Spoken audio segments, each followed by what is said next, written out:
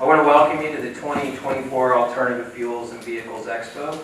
My name is Jeff Sheffield. I'm Executive Director with the North Florida TPO, and we've been the host to the Clean Fuels Coalition since 2009. Before I get into sort of the highlights of the beginning of the session and work through that, I do want to put a few shout outs out there, particularly to our sponsors, JTA, Centro, Waste Pro, Road Rangers, Alliance Auto Gas, Duval Ford, Miller EV Solutions, and JEA for sponsoring the event.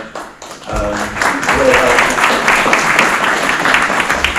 helpful. Also wanted to shout out to Elizabeth DeJesus and Marcy Larson with the TPO. They serve as co-directors of the Clean Fuels Coalition and make sure that we are adhering to all the U.S. Department of Energy rules out there, if you will. Shout out as well to some partners that have been with us from the very beginning. Victoria Pennington with MVP Marketing and Public Affairs. Ben Moore with RSNH, two of our consultant teams that have really partnered with us since the very, very beginning of this exercise. And then new to the table is James Taylor as well with RSNH, that's been doing a lot of work for us. And to you boomers and Gen X's out there, he'll be doing his performance at lunchtime for his best hits. We're looking forward to that. I do also want to shout out to our board members real quick. Tom Larson's here, our president of the coalition, been with us as well since the very beginning. James Richardson with the city of Jacksonville has also been here with us probably since the very beginning. A lot of us have been here since the beginning as we've grown this. Zan Traversa with JTA is here. Jeff Nortzik from St. Johns County is not here today. And then our good friend Dave McKee with JA serves the board member as well. So that covers that, Marcy, right? I got them all? Good deal, good deal. I do want to take prerogative, and we're going to welcome real quickly, not on the agenda, Doug Brower is going to offer some comments. He's the Dean of Engineering and Industry with FSCJ, to offer a few comments. Really appreciate their hosting us today in this facility. It's a great opportunity for us to continue to build relationships with FSCJ as we move forward. So I don't have a 3-hour speech. There's no lectures, there's no quiz effort. But Doug Brower, Dean of Engineering and Industry here at the college. Excited to have you all here.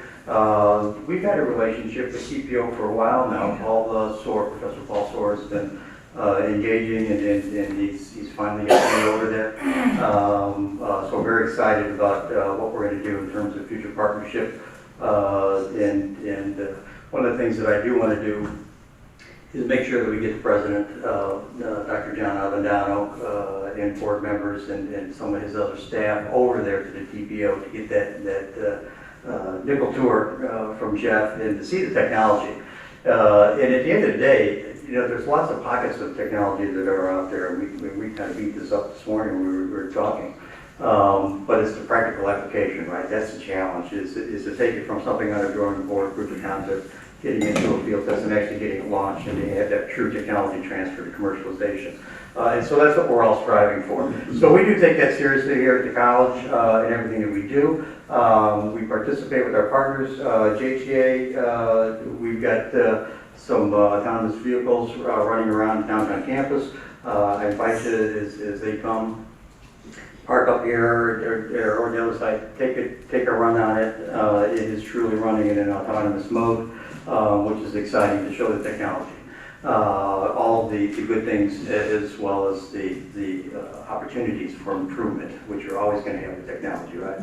I'm an engineer by trade, so I'm very much a realist. I don't always see through just pure academic eyes to see what's the commercialization potential of the technology that needs to transfer, and how do you do that in the best way that suits the community. So again, on behalf of Dr. John Avendano, the Board of Trustees here at the college, we're excited to have you here. We look forward to doing a lot more events with TPO, and we look forward to partnering with you and the Jacksonville community in bigger and greater ways as we go into the future. So thank you all for coming.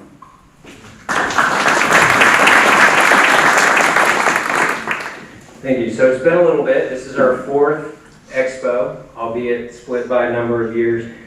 We had one in 2013, 2015, 17, and it's been a little bit, but much needed, particularly given the efforts that are happening at the federal level, this continued movement into alternative and clean fuels, and the opportunity just to bring together and also continue to fulfill the efforts as it relates to the Department of Energy's direction of our coalition, is continuing to educate and create opportunities to move forward. We made a lot of progress, and I think on the flyer sort of shows that.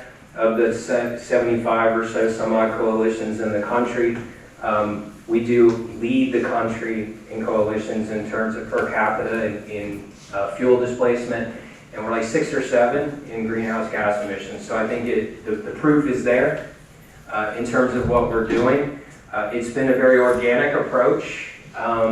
The way we've done this through the TPO and then this nonprofit with the support of TPO staff is a model that's very different from the rest of the country, but I think in the spirit of terms here, it's what's kept it very sustainable to be able to operate, and that's really kind of on the business side. It's kept it sustainable because it's been able to continue to move the needle.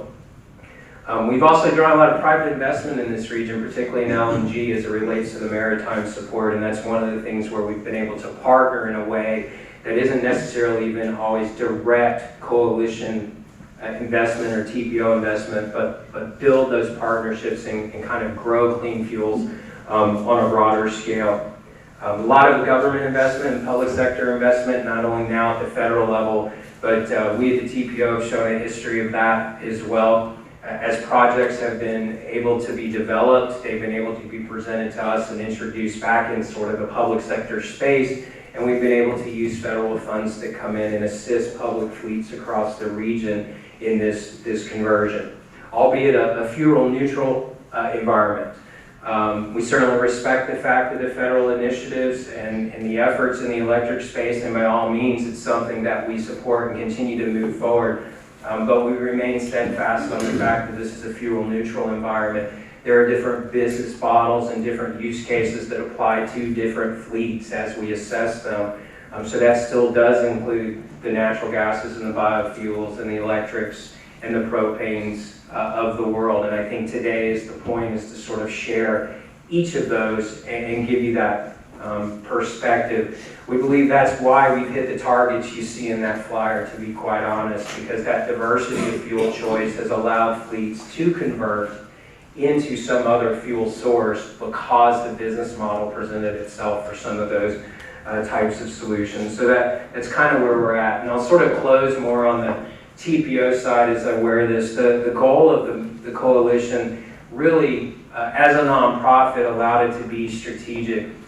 32 years in the public sector space, and many of you know the challenges of procurement and of bureaucracy that exist in that space, and it really slows down the ability to move things forward.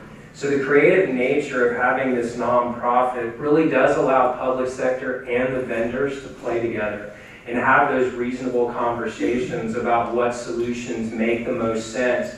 And frankly, bake projects, get projects together and really develop what that outcome is before introducing it back into that bureaucracy and public sector space. But it really helps accelerate those conversations and get to projects tangibly that in our case, the TPO have been able to fund over the last several years and really grow these opportunities. So that's kind of where we're at with this. And so we appreciate everyone being here today. We do have a lot of folks coming in to speak today, so I'll keep that ball rolling.